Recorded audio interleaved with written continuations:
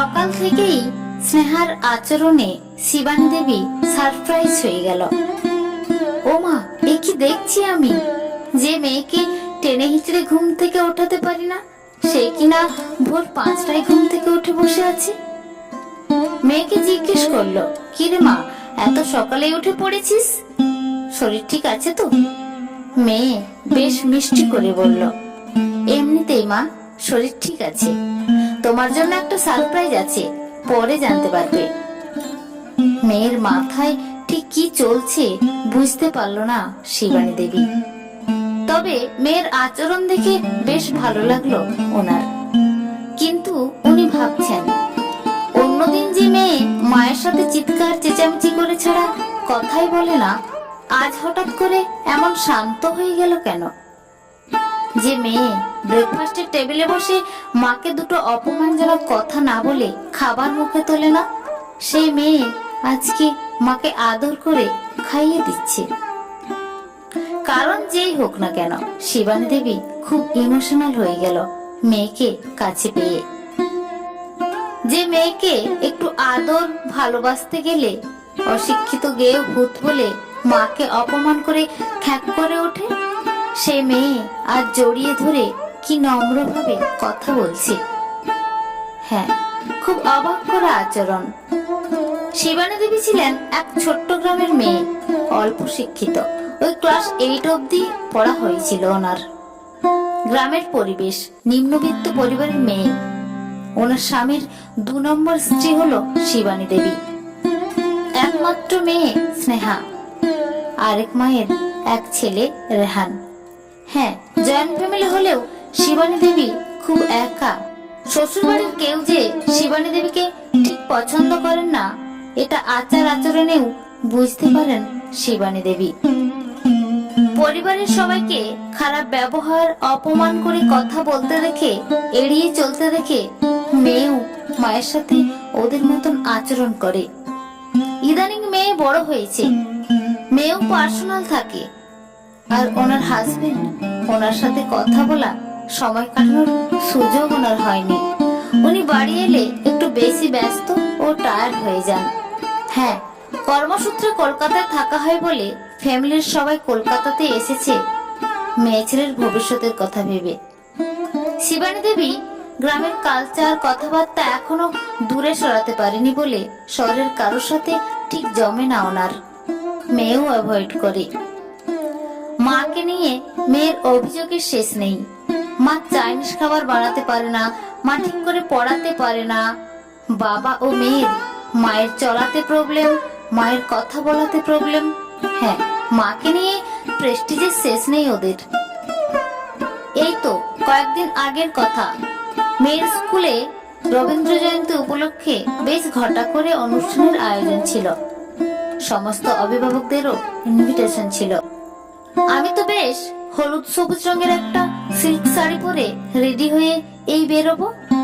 ঠিক সময় আমার মেয়ে বলে উঠলো, উফ মা প্লিজ, আর শাড়ি পেলে না তুমি? রিয়েলি তোমার না কোনো সেন্স নেই। কোনটা কখন কোন অকেশনে পড়তে হয় সেটাও জানো না তুমি। মেয়ে খুব বিরক্তি হয়ে কথাগুলো বলল। ওর বাবাও মেয়ের কথায় সায় দিয়ে বলল, এত আক্কেল থাকলে তো কাজেই দিত রে মামনি। আমি 15 বছর সহ্য করছি এই অশিক্ষিত বস্তা পচা মহিলাকে। অফিসের কলিগদের সামনে মাথা হেড করেছে কতবার। জানিস, সবাই সবার স্ত্রীদের নিয়ে কত ভালো মন্দ প্রশংসা করে। আমি কি আর বলবো, সবাই আমাকে মজার ছলে জিজ্ঞেস করে। আমি আবার অপদস্থ হওয়ার ভয়ে ওই প্রসঙ্গ ছেড়ে বেরিয়ে আসার পথ খুঁজি। তোর মা তো কাজের লোকের কাজটুকু ছাড়া আর কিচ্ছুটি পারে না। জিজ্ঞেস কর না একবার তোর মাকে।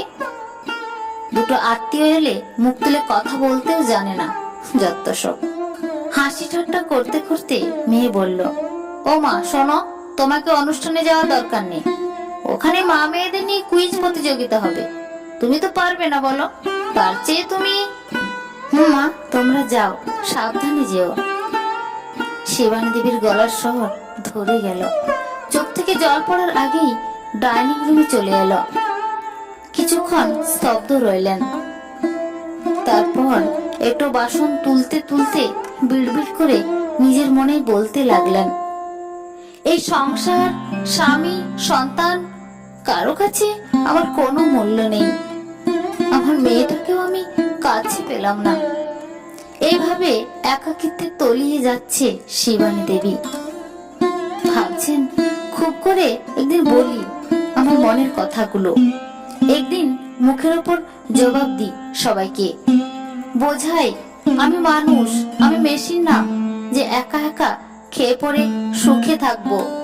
খুব করে মনে হয় আমার মেয়েটাকেও বলি, ওর মা সকাল থেকে খেটেছে বলেই সময়ে খেয়ে বেরিয়ে যেতে পারলো।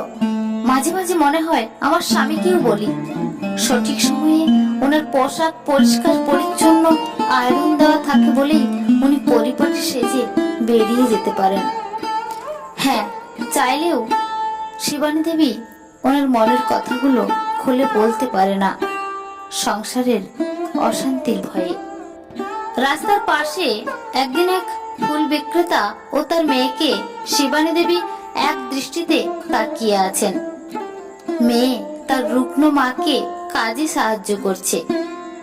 মায়ের গায়ের নোংরা শাড়ি, উস্কো খুস্কো চুল ঠিক করে দিচ্ছে তার ছোট্ট মেয়ে। কত তৃপ্তিতে ঝালমুড়ি খাইয়ে দিচ্ছে মা মেয়ে দুজনে দুজনকে।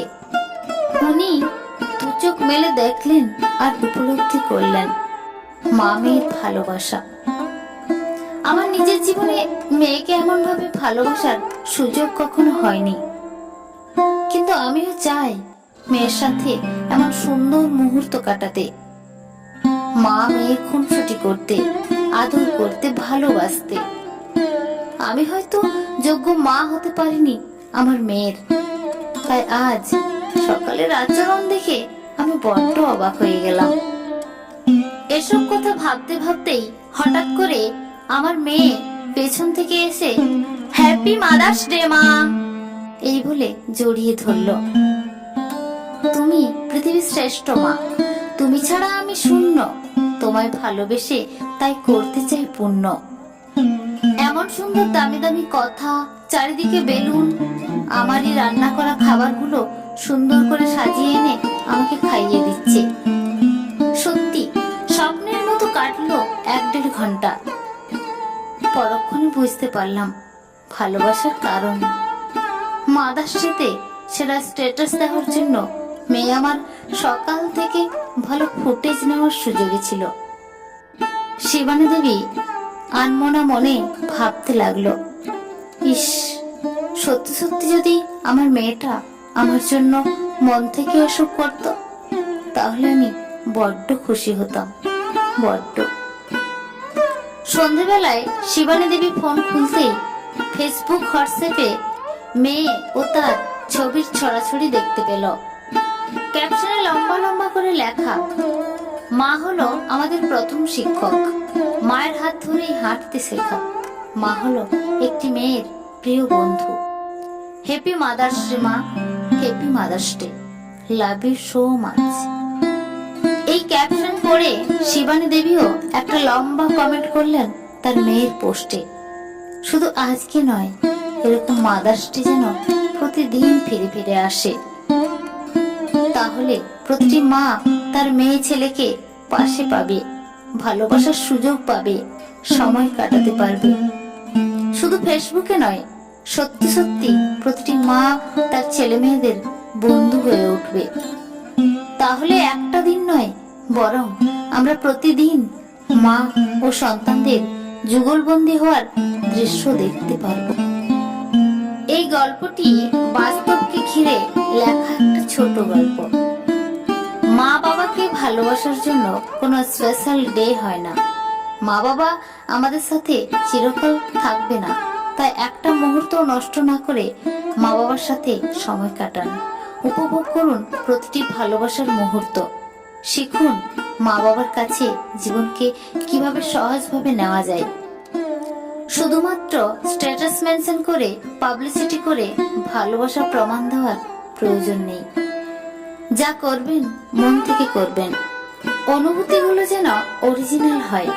শুধুমাত্র রিলস করার জন্য যেন ভালোবাসা, শ্রদ্ধা, সম্মান, আচরণ এসব দেখাতে না হয়। এমন ভাবে ভালোবাসুন যেখানে শুধু রিয়েল ফুটেজ থাকবে, যেখানে আপনার মা বাবাও আপনাকে নিয়ে মানসিক শান্তি পাবে। ধন্যবাদ। কলমে ও কণ্ঠে আমি মৌসুমী। আজ মাদার্স ডে স্পেশাল আমার এই ছোট্ট গল্পটি উপস্থাপনা করলাম। কেমন হয়েছে জানাবেন।